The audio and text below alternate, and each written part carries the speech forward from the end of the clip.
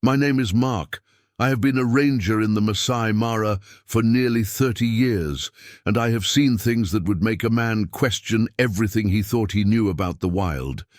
But no story, no experience has ever shaken me to my core like the one I'm about to tell you. It is a story of an outcast, an orphan, and an unlikely bond that defied every rule of nature. The story begins with Jafari. He was not a king, not anymore. He was an old lion, his mane a faded ochre, his body a map of 1,000 fights. A deep, ragged scar ran over his left eye, a mark earned in a brutal confrontation that cost him his pride and his dominance. He lived on the fringes of the territory, a ghost, only seen at dusk hunting alone. We called him Jafari, the one who fears nothing, a name he earned long before his fall from grace. He was a survivor, a testament to the brutal, unforgiving reality of the wild. His roars, once a thunderous proclamation of his power, were now just a low, weary rumble. He moved with the quiet dignity of a creature that has known both glory and profound loss, a living legend on the edge of extinction. One sweltering afternoon, my team and I received a distress call. A small troop of gorillas, a rare sight so far east in the vast plains, had been ambushed. Not by a predator, but by a sudden, violent flash flood that tore through a low-lying ravine. When we arrived, the scene was devastating. The river, normally a lazy, winding ribbon, had transformed into a churning torrent of mud and debris. We found the remnants of their nest, a tangled mess of leaves and broken branches, but only one survivor, a tiny gorilla infant, no bigger than a football, shivering and alone.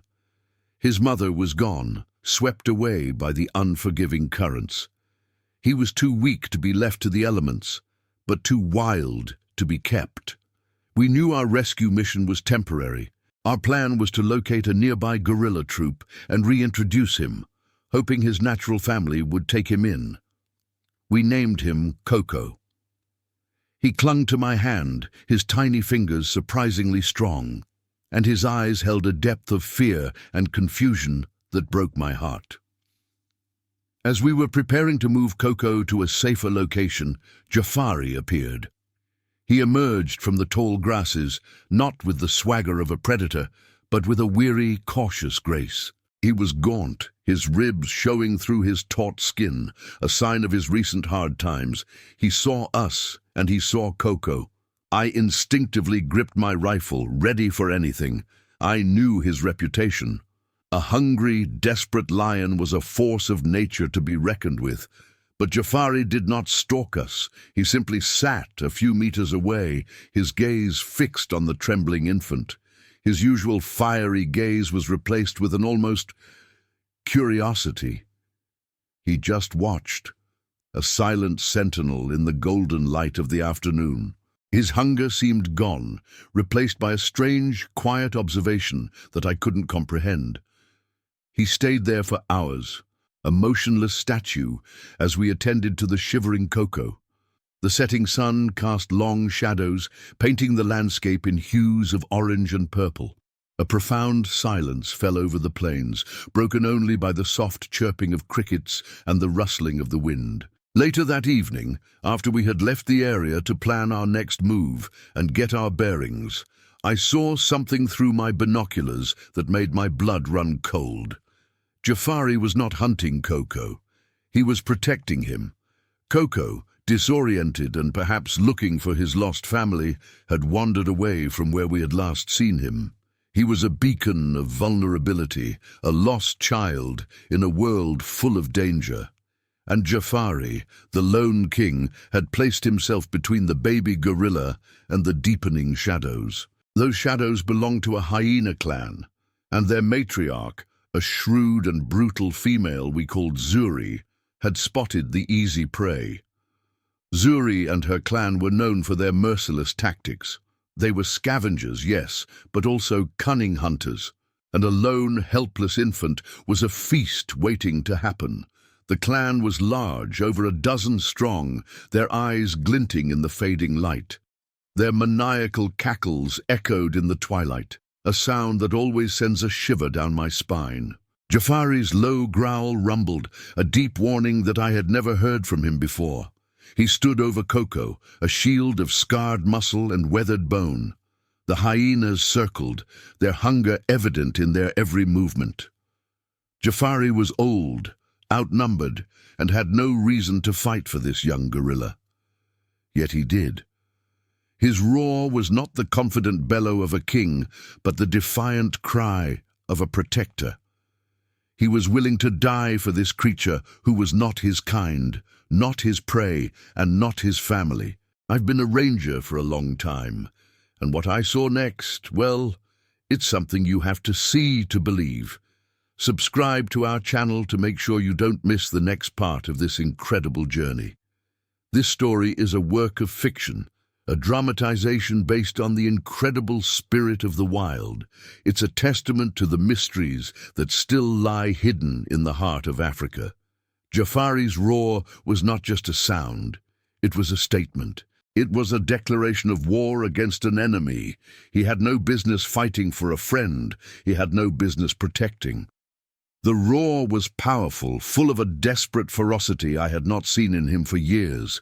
He charged, not to kill, but to intimidate. He was a force of nature, a blur of golden fur and snapping teeth. It was a bluff, and it worked. Zuri, calculating as ever, knew a direct confrontation with an old, desperate lion would cost her a few of her clan. She snarled a low, frustrated sound and backed off. She knew they were too fast to be caught and too many to be beaten in a prolonged fight. She retreated, but I knew she wouldn't give up. The scent of a helpless meal was too strong, and her patience was legendary. She would wait, she would follow. Jafari, exhausted but victorious for now, nudged Coco with his great head. The baby gorilla, understanding a primal form of reassurance, clutched Jafari's mane, a gesture of absolute trust. It was an astonishing sight. The predator and the prey, the king and the orphan, united by a shared moment of danger. From that moment on, they were inseparable. They began to travel, not toward any known destination, but away from the hyenas, a desperate, meandering escape across the vast plains. Jafari would rest during the hottest parts of the day, his body a protective wall around Coco. At night, he would lie awake, his ears constantly swiveling, his eyes scanning the darkness for any sign of their persistent trackers. I spent the next few days tracking them from a safe distance, documenting their journey. It was a perilous and heart-wrenching passage. The Masai Mara is a world of constant motion and hidden threats, and every step they took was a gamble. They had to cross a wide, winding river where crocodiles waited patiently in the murky waters. Jafari, a natural swimmer, helped Coco. The baby gorilla clung to his back, his small arms wrapped tightly around the lion's neck as they navigated the strong currents. It was a silent, desperate passage, and the relief was palpable when they reached the other side, both of them drenched and exhausted. But the hyenas were always close. Zuri was clever. She used her clan's superior endurance and teamwork to her advantage. They didn't need to confront Jafari head-on. They just needed to wear him down. They would harass them at night, their unsettling calls preventing rest. The cackles would echo from all sides, a constant reminder of the danger that surrounded them. During the day, they would shadow them from a distance, never letting them forget they were being hunted. The relentless pressure began to show. Jafari grew more gaunt. His stride, once a proud saunter, became a tired, limping shuffle. The old scar on his face seemed to ache with every step. He was protecting Coco, but at a tremendous cost to his own well-being. Coco, too, began to show the signs of stress and exhaustion. His small whimpers in the night were heartbreaking, a sound that carried the weight of his loneliness and fear.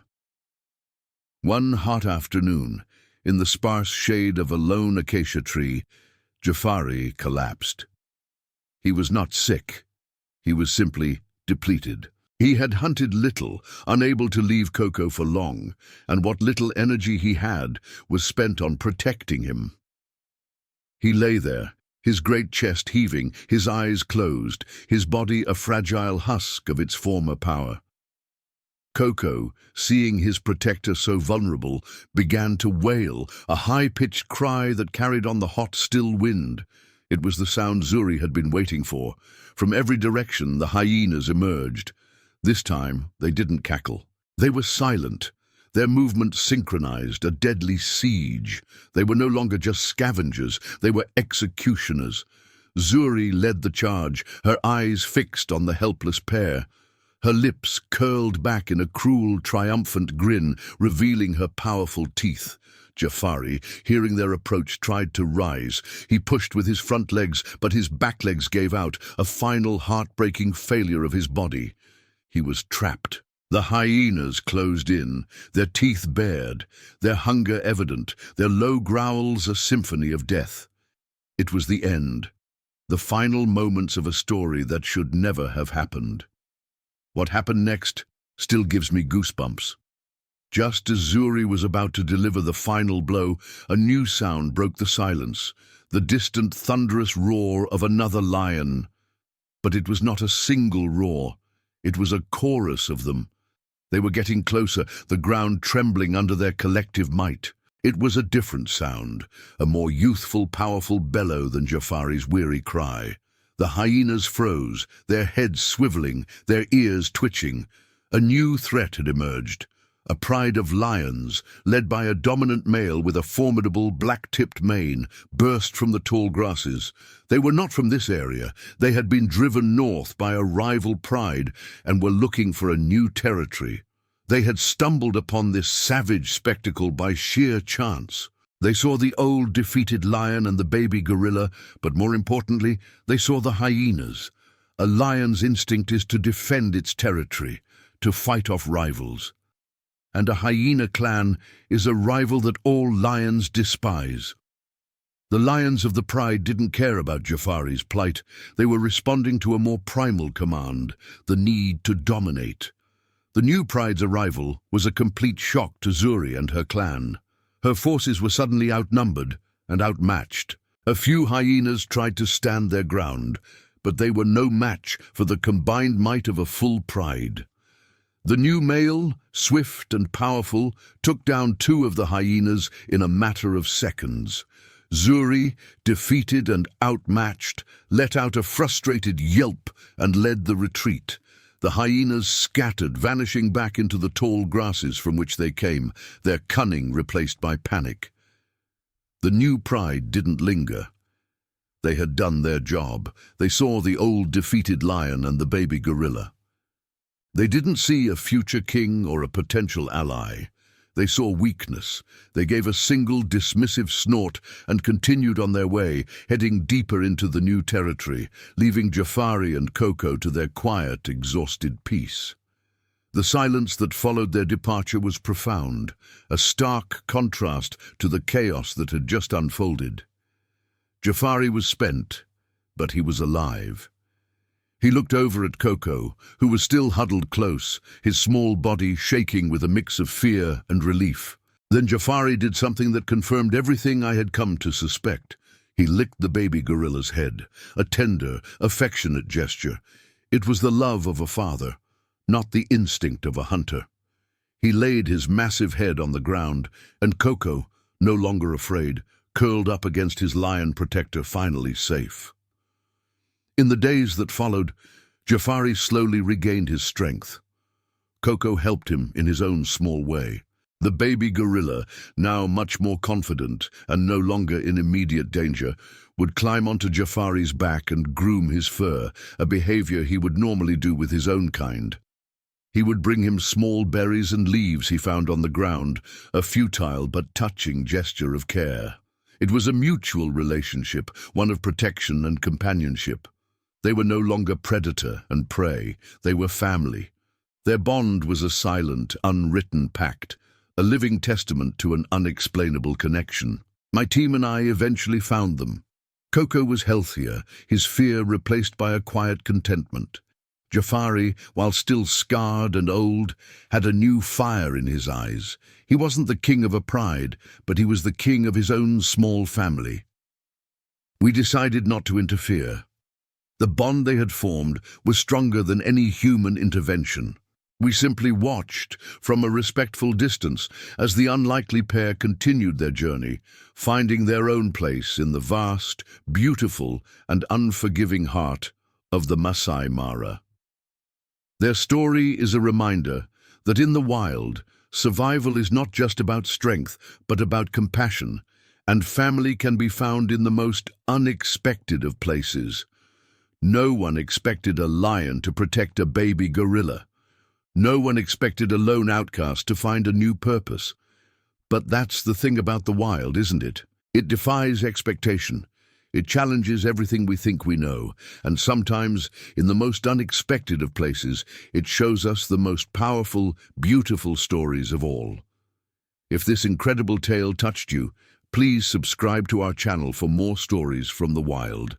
This story is a fictional account, a dramatization of the incredible spirit and bond that can be found in the natural world.